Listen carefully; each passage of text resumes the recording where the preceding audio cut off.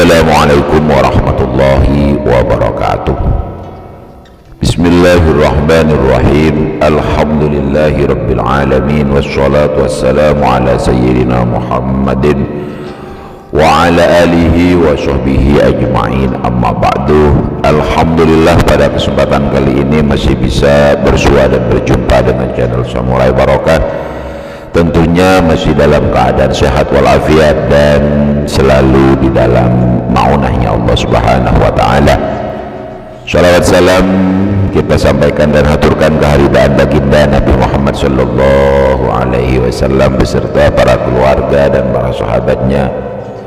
Semoga kelak kita diakui menjadi umatnya.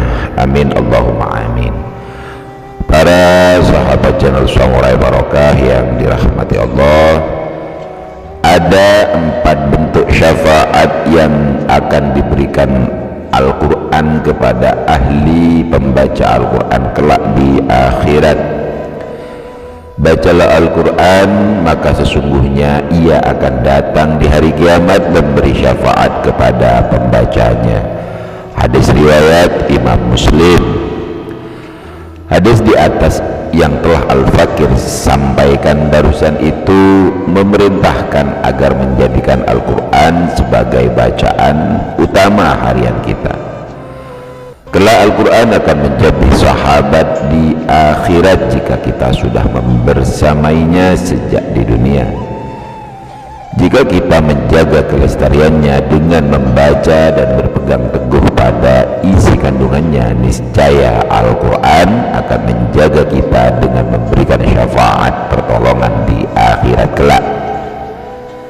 Kalimat bacalah Al-Quran dapat dipahami perintah membaca secara tekstual maupun perintah tadabbur isi kandungannya.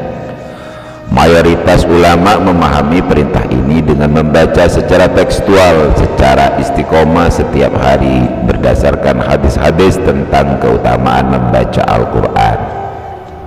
Salah satunya sabda Rasulullah Shallallahu Alaihi Wasallam dari sahabat Anas bin Malik radhiyallahu anhu. Barang siapa yang membaca Al-Quran siang ataupun malam 50 ayat, niscaya tidak tergolong orang-orang yang melalaikan Al-Quran. Dan barang siapa yang membaca Al-Quran 100 ayat, niscaya tergolong orang-orang yang taat. Dan barang siapa yang membaca Al-Quran 200 ayat, niscaya Al-Quran tidak akan menghujatnya pada hari kiamat. Hadis riwayat Ibnu Sinni. Kalimat-kalimat memberi syafaat kepada pembacanya menunjukkan kehadiran Al-Quran pada hari kiamat sebagai sahabat sejati pembacanya dengan tampil sebagai pemberi syafaat.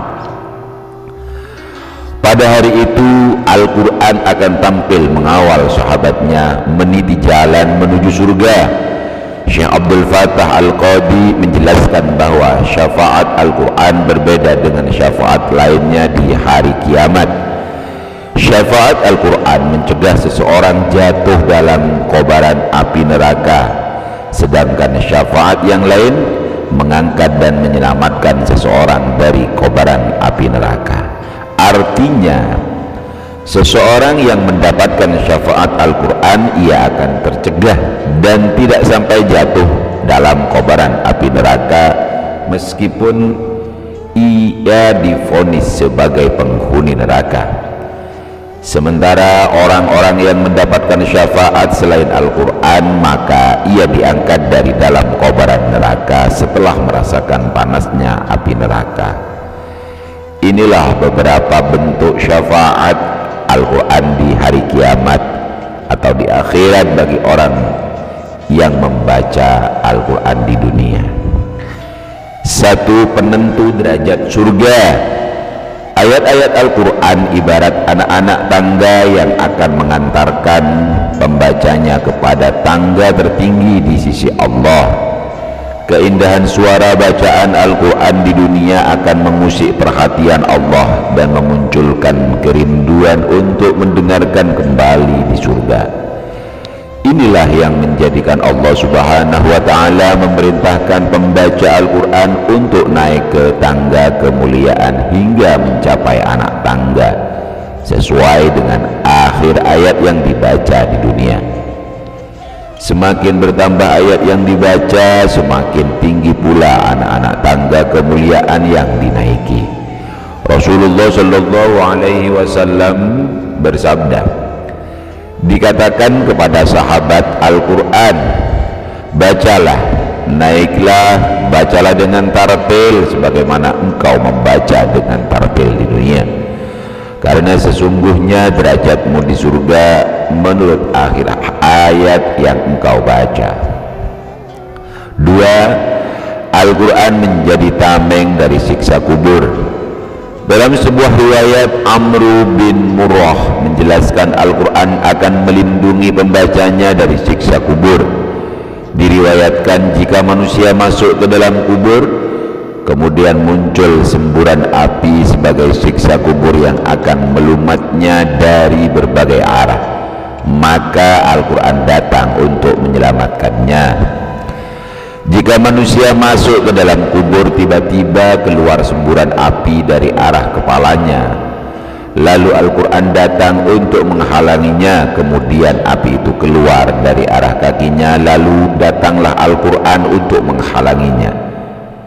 Kemudian keluar dari samping kanannya, lalu datanglah Al-Quran untuk menghalanginya. Lalu keluar dari samping kirinya, maka datanglah Al-Quran untuk menghalanginya. Lalu api itu bertanya, mengapa engkau berbuat demikian? Demi Allah, ia tidak pernah berbuat untukmu. Lalu Al-Quran berkata, bukankah dahulu aku berada di mulutnya? Maka Al-Quran tidak henti-hentinya melakukan pembelaan untuk menyelamatkan sahabatnya. Di antara syafaat Al-Quran, setiap orang yang berusaha menjaga kebersamaan dengan Al-Quran akan memberikan pengaruh positif bagi 10 anggota keluarganya yang muslim, meskipun telah divonis menjadi penghuni neraka.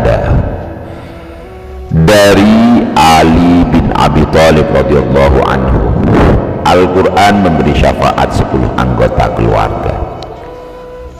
Siapa saja yang membaca Al-Quran lalu ia menghafalnya dan menjaganya, niscaya Allah akan memasukkannya ke dalam surga dan menjadikannya dapat memberikan syafaat kepada 10 orang dari kalangan keluarga, meskipun semua telah ditetapkan masuk ke dalam neraka. Hadis riwayat Imam Tirmidzi dan Ibnu Majah. 4. Mahkota bagi orang tua.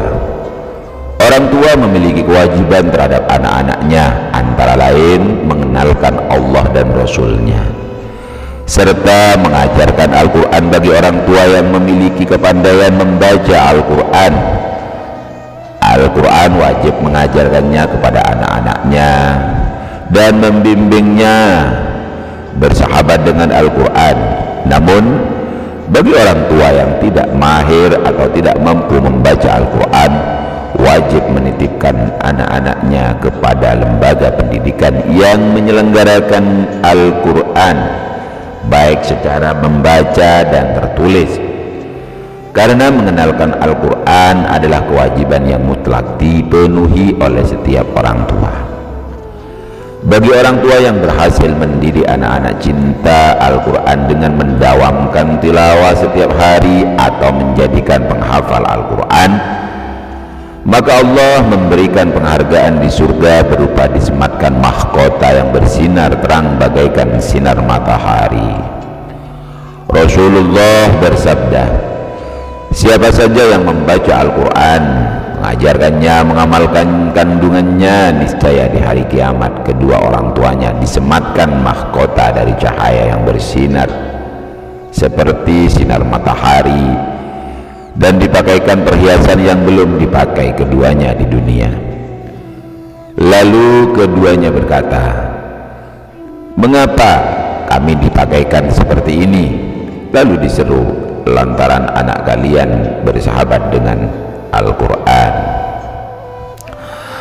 Oleh Oleh karena itu, marilah kita memberikan motivasi untuk diri kita sendiri secara istiqomah dan keluarga kita untuk membaca Al-Quran setiap hari, baik di rumah, tempat kerja, masjid, musola, ataupun tempat-tempat lainnya.